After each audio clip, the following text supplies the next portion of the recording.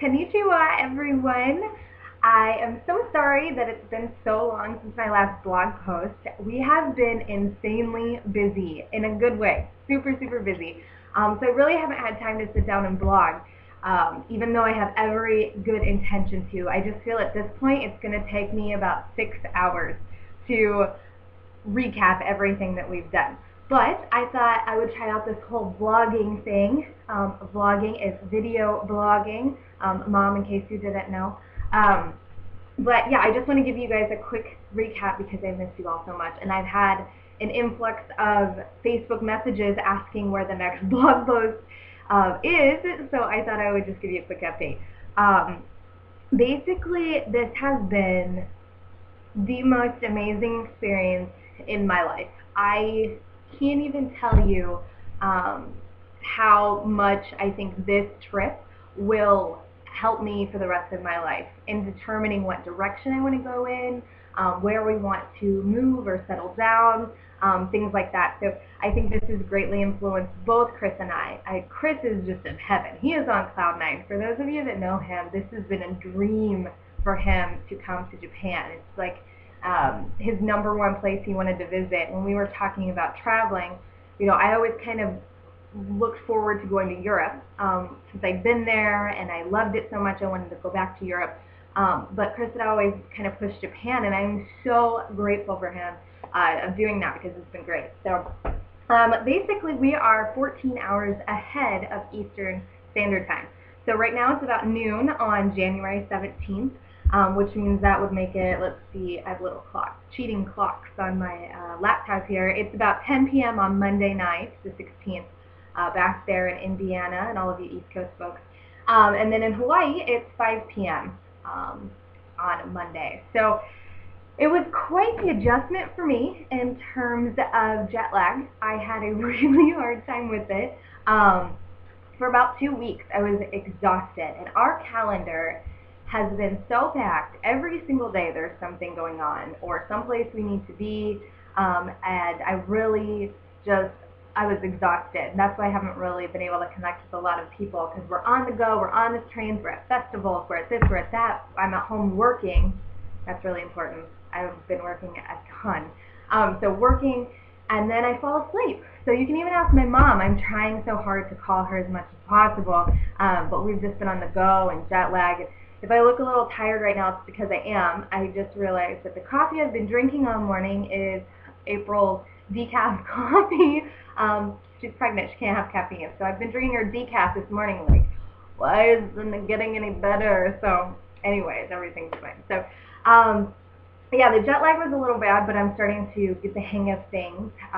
Speaking of work, we are working a lot. So even though I'm talking about all this cool stuff that we're doing, it's really important to us to keep working, putting in the hours we need to, even if they're odd hours. I've been on calls at 11 p.m., and I've been on calls at 8 a.m., and it's just kind of crazy since we're basically a day ahead, which makes me not a fortune teller, a psychic. Like, I can tell you what's going to happen tomorrow. That was a terrible, terrible joke. So just ignore that or scratch it out. So yeah, we're working crazy hours and still having a lot of fun. And in Hawaii, it was super laid back, and we slept a lot, we ate a lot. Well, we didn't eat as much in Hawaii as we are here. So we, it's a little bit of a transition for us. Plus, it is cold. It is very, very cold. We went from 85 degrees to like 39, which I know some of you right now are like, are you serious, 39 degrees? But for us, it was kind of a big shocker that we have hats and gloves and scarves, and everybody else. Some people are wearing hats, but we're like the most bundled out of everyone around. It's kind of funny, but the cold has been a shocker.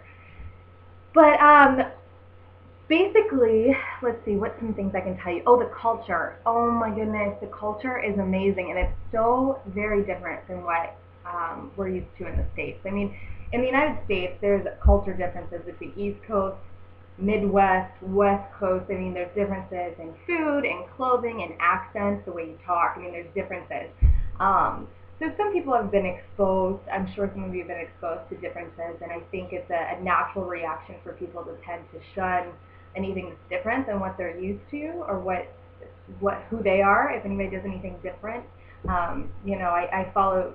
I'm on Facebook all the time, and I see people posting pictures like, oh my gosh, look what this person's wearing, and I'm thinking, person, they're probably from somewhere where that's totally acceptable and that's really cool, and they would look at you and be like, what are you wearing? That crazy jean with a hole in it or something.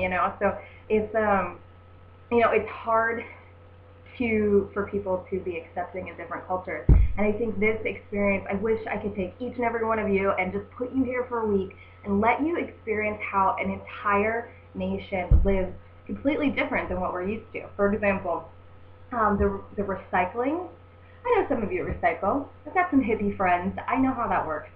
But this is like a whole different level. There are no trash cans on the street. There are no trash cans hardly anywhere. You're expected to, when you're finished with whatever you're doing, put it in your purse and you take it home and you properly recycle it. And the trash comes every day, and it's either for plastics or burnables or light bulbs or something like that. So they're very aware of that, which I think is really cool. I think that's a lot more advanced than what I'm used to, and it makes me want to do a lot better when I do get back to the States. It can be frustrating when you finish something. You're like, I have to carry this, but that's part of it. So we do that, and the men always carry like satchels or man purses or something like that, and it makes a lot of sense. I don't know why we're so afraid of man purses, but yeah, so they can carry not just to carry trash, but whatever they carry stuff too. I'm sure they want hand sanitizer just as much as our ladies do. And the culture, like when you're walking down the street, there's a lot of people in certain areas, especially by the trains and things like that. Nobody really makes eye contact, but it's really cute. The little kids, Chris and I really stand out here, especially with our light hair and light eyes and stuff. So little kids will just be like, just stare at us as we walk by, and I have a hard time, like I smile at everyone. It's kind of creepy.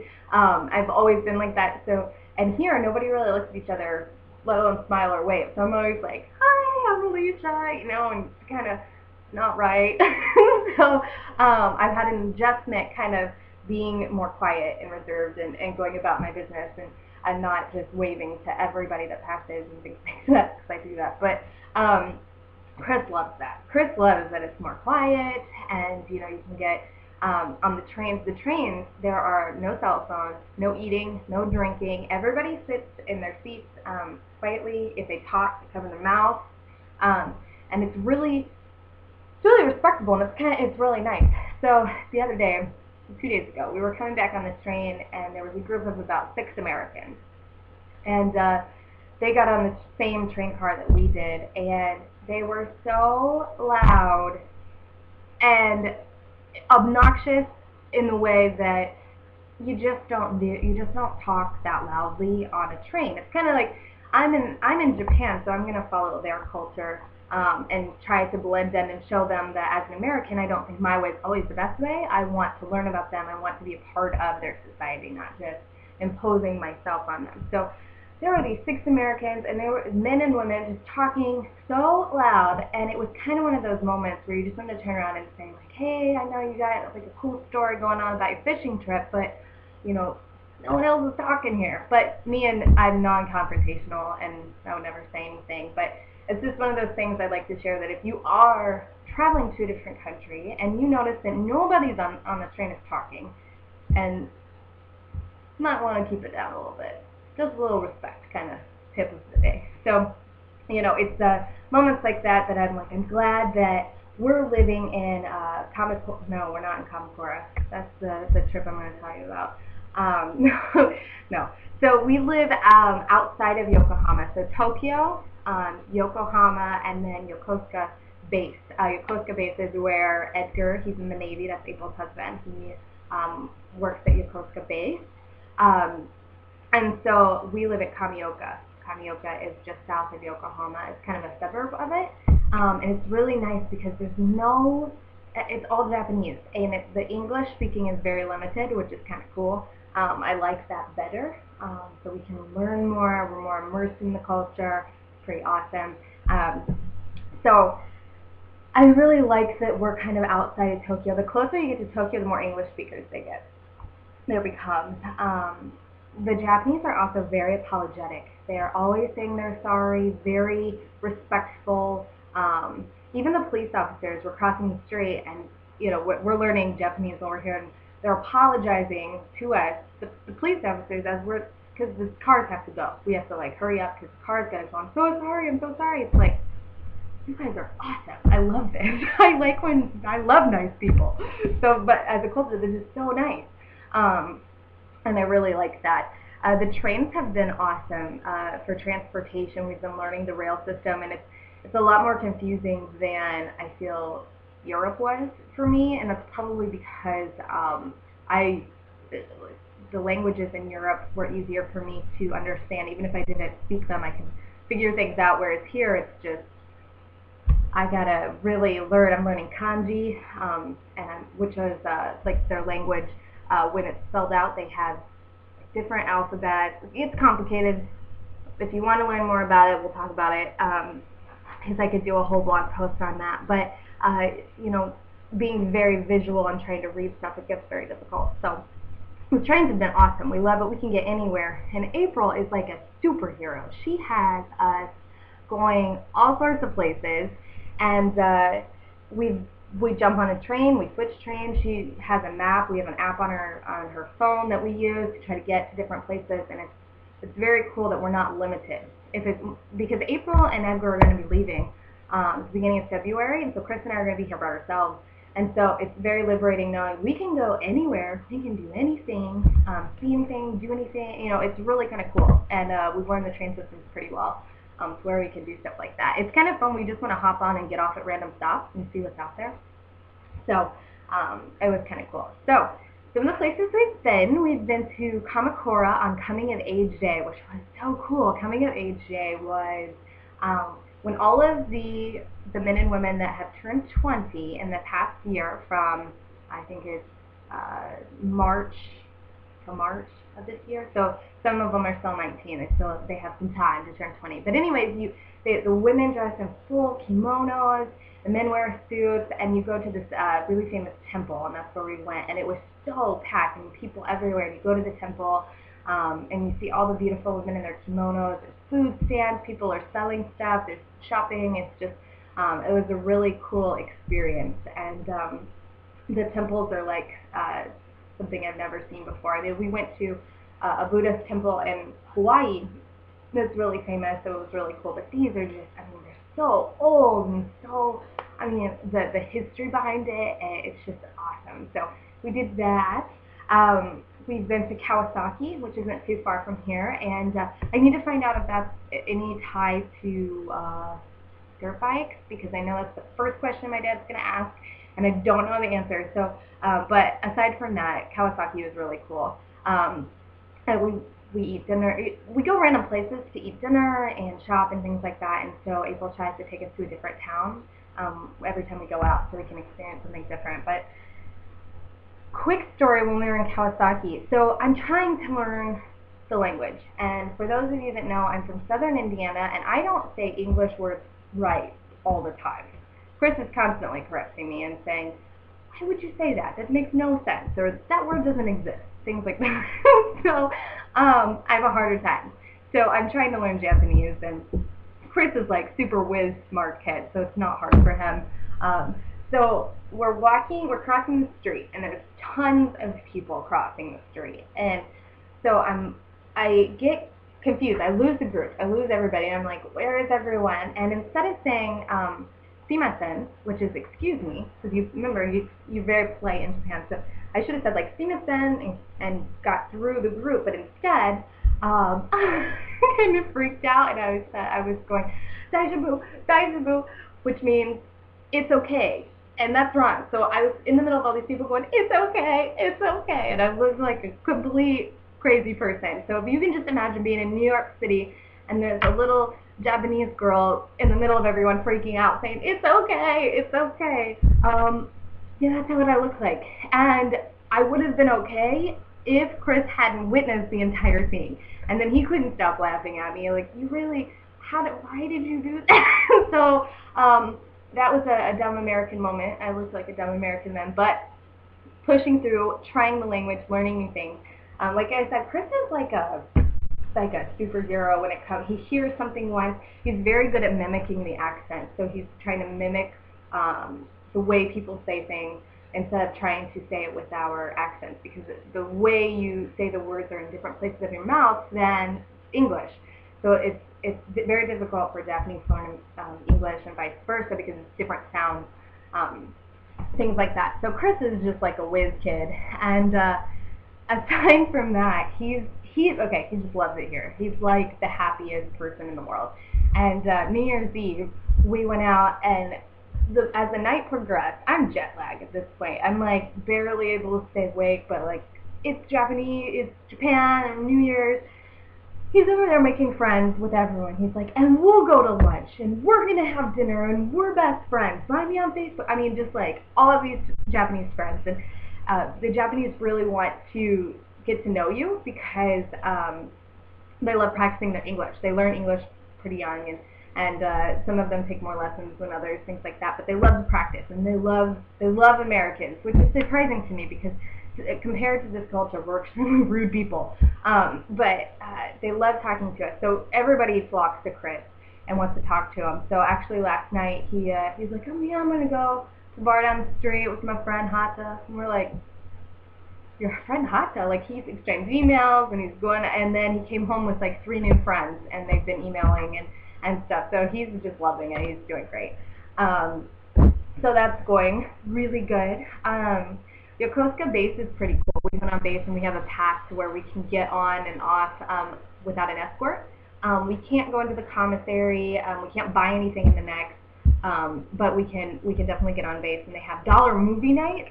Coming from Hawaii, where like you had to take out, like you had to use your 401k to go to a movie. Having a dollar movie night is like, we're rich, you know. So that's awesome. We've been to one of those. They've got a gym on base, which I haven't used yet. I have every good intention of doing that. And Alicia, I would like to publicly apologize if I do not fit in the bridesmaid's dress in March. I don't know how this is going to pan out. We are eating so much Japanese food, which is so good that we're going to have to figure something out. I don't know if I'm going to fit. But that's like a different problem. We'll worry about that when we come across it. I'm going to keep eating. So yeah, the base is really cool.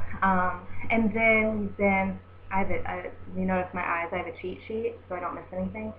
Okay, we did Shibuya, which was awesome. That's the place where there's all of the pictures. I'm not sure if you guys have seen all the pictures. Chris is posting the pictures to his Facebook, and if you're not friends with him, I know you can't see them, and I'm really sorry. That's why I'm going to blog some photos so you can see those too. But Shibuya there's a main intersection that's in a lot of movies when they show Tokyo, and there's all these people and it's extremely busy. That's Shibuya. So we were there, crazy shopping, eating, as usual. April's doing really good. She's 5 months pregnant with the twins, and we do know that it's 1 boy and it's 1 girl, and we're really excited. We went to her 3D ultrasound, which was really fun. It was like a whole group of people. We all went to see, because we knew one was a boy, but the little girl kept hiding, and so we finally found out that it is a girl, and we had an amazing baby shower for her. This is actually, I'm drinking the water. It says April's baby shower. So really cute. Had an awesome baby shower for her. You guys know I'm just like in love with babies, and this has been so fun. So doing that, and I have a whole other story for another day when I went to her labor class with her, which I feel like you need to get pregnant before you go to that, or else you'll never have babies. So yeah, basically everything is going really well. If you want, I don't have, my number doesn't work. So if you've been texting or calling me like my sister Brittany has this entire time and thinking I'm avoiding her, you're not going to get through. We do have an indie number. So if you want my number, I'm not going to broadcast it here, but send me a message and I'll send it to you so you can call me. It won't be long distance or anything like that. Or you can hit me up on Skype. My Skype is Alicia Dawn 2008. I know it's the corniest Skype name. Please do not make fun of me. I already get enough crap about it. But yeah, everything's been good. We hope to hear from you guys. and learn about what's going on back there. We definitely miss everybody, but just wanted to let you know things are going great, and we love you all. And I will post tons of photos on the blog very soon so you can see all of the wonderful things I've been talking about. Bye, guys.